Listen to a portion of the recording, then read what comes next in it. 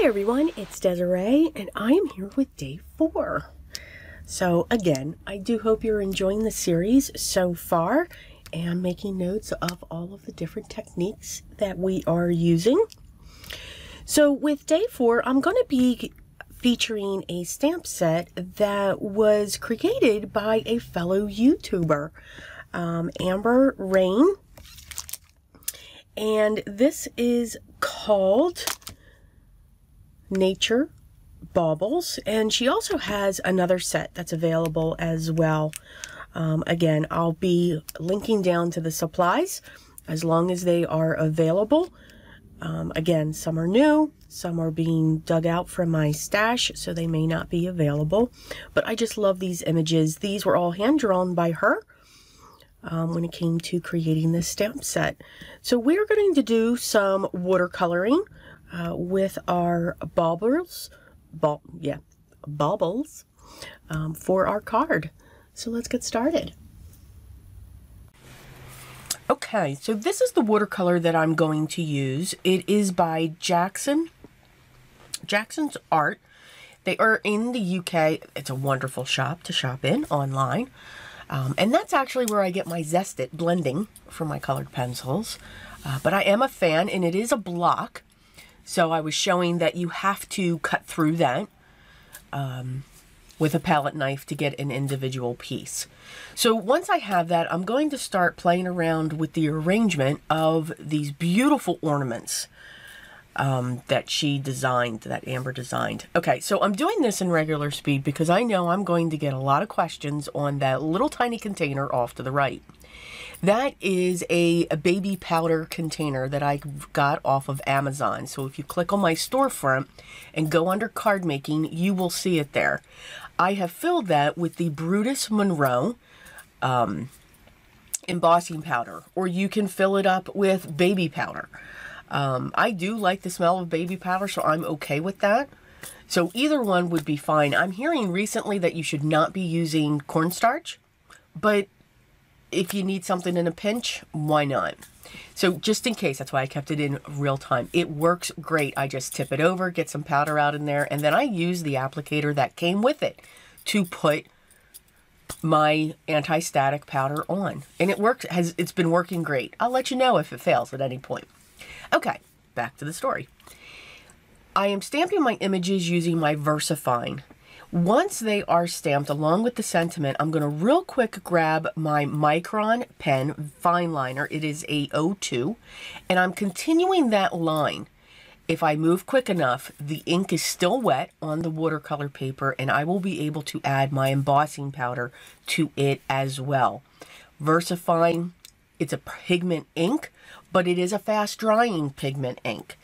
I did use my Wow Matte Clear. Again, I have become a fan of that. I really like the look, but just know it's not completely matte. There is some little bit of shine going on there. We are going to be watercoloring these, putting in our shading, and just using the different tones when it comes to that.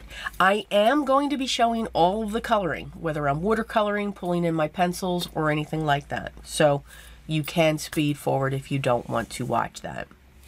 I've got my piece of watercolor that has been stamped, taped to a board, and we're going to start. So the colors that I'm choosing, especially for this one, it reminds me of a succulent.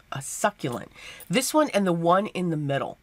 So you're going to see tones of greens and purples and blues, very deep, not bright, not the full color. You can see as I'm going down this image, I'm adding more of a blue or more of a purple than from that green right up on top. I'm looking for these, for the watercolor that I'm adding to be kind of flat. I don't want shading going on in there yet. I want to keep it even. So you can see I'm using my brush to sop up some of that color, and I'm wiping it off on the paper towel to the right of me. While that one's drying, we're going to move with the one with the mistletoe that is on top. I think this is absolutely adorable, and I'm going to keep this one true to its colors as well. I'm going to use green, of course, for the leaves. I'm going to use a beautiful red for the berries. And then I want to come in, I'm going to make this ornament a yellow, a golden yellow, to try to keep it a toned down look and not so bright. I probably could have toned down the yellow even more, but again, we keep going. For this one here, I added white to my watercolor. I'm really liking the effect of white being added into the watercolor. Not all the time, but again, it's almost, you know, you're adding almost like a chalky look to your watercolor when you're doing this. You can see I applied the color and I'm coming back in with my brush and just tipping on the ends to get that darker color to run up those leaves. So this one I do want shading and make it look like it's kind of 3D a little bit. I do not worry about light source. My habit is to say, okay, my light's coming in from the right, but if I don't do that on every area, then I'm okay with that. I'm adding now my darker color, and again, I'm using a different color. So I'm adding a tint of blue to these leaves, and as it comes down, I'm taking some of that away with a dry brush to give the difference of the color. I'm mixing up my red for my berries, and I added a little bit of a brownish red to them, again, to bring them down so that they're not so vibrant. I'm going to fill in those areas and then let those dry. When I watercolor, I do like the effect of glazing, to let the base layer dry first, and then I come in with my darker. I do also, though, like the wet on wet technique, like I did with those mistletoe leaves and also the leaves in the middle ornament as well. Here I am, I'm coming in with that yellow, and right when I put it on the paper, I'm like, yeah, it's a little too dark, too bright. But that's okay. We keep on going, and I'm going to tone that down when I add in my shading. You can see that I'm pulling back that color with my brush just to keep it a little bit soft. Mixing up some other colors for the final ornament, and this is like I mixed black with purple, again, to keep those colors dark and to not make them so vibrant. I'm pulling out from underneath so that it has a level of that highlight. And here's where I'm coming in with a darker shade that I mixed with a little bit of green so that we could tone that yellow down just a little bit. Keep it in the earthy, I call it a heather tone. All of these colors have a gray undertone to them. So once that was dry, I took it off the board and I'm coming in with dark colored pencils. So for the green, I'm coming in with a deep hunter green. For the succulent, the first ornament, I'm going to be coming in with indigo. For that middle ornament, I'm going to be coming in with a dark, deep purple.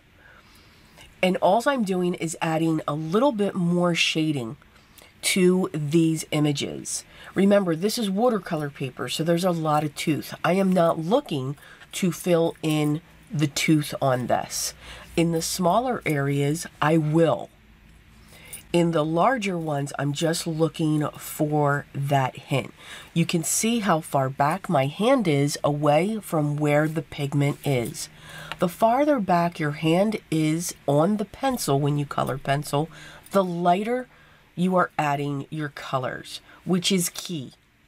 I like to say with colored pencils, you don't want to start out heavy. If you do, you're going to fill in the tooth of the paper. The tooth of the paper are the hills and the valleys where the pigment can be grabbed so that the pigment can lay down onto the paper. When you fill them, you cannot add any more layers on top of that unless you get into, I think it's something called a blender powder or add a fixative, and I don't have time for that. So I always work in very light layers, one at a time. And I keep building and building and building. I have yet to ever run out. You can see as I want to add more pressure into the areas, my hand is getting closer to where the pigment is on the pencil. For this one, I am filling in the tooth at the very top of each of these images. That's what helps it to get darker. And again, this is a purple shade that I'm taking on there. You could even use black, and that would work out fine as well. I'm going to adhere this panel onto a black frame that is cut slightly larger than that panel. I'm then going to attach, I'm sorry, that black is a black satin mirror cardstock by Tonic. And then I'm going to place it on a gray-blue piece of cardstock. This is a 5x7 card. And now I'm going to add some iridescent gems by Trinity, and I'm making a design on each of the ornaments. So for the center one, I just added 3. I used 3 different sizes. For the succulent one, I put a gem on the tip of each of those folds, and then I put them along the top of the mistletoe. So I hope you enjoyed day 4 with Notable Ink. Amber did a great job. She also has another stamp set, and I encourage you to go check that out. As always, the products that I used will be linked down below. And again, remember, if they're not available, that's okay. That means I dug into my stash, which is what I want you to do. Look at the techniques that I used and use those within what you already have. That's the best way to create your cards. Enjoy. Have fun. If you have any questions or comments, make sure you leave those down below as well. But don't stress over this craft. Enjoy it. Enjoy the process. We all create beautiful art, no matter how we create it. But always remember what is most important to me. Enjoy the time with your family and friends, along with always being creative. Till the next video, guys. Take care.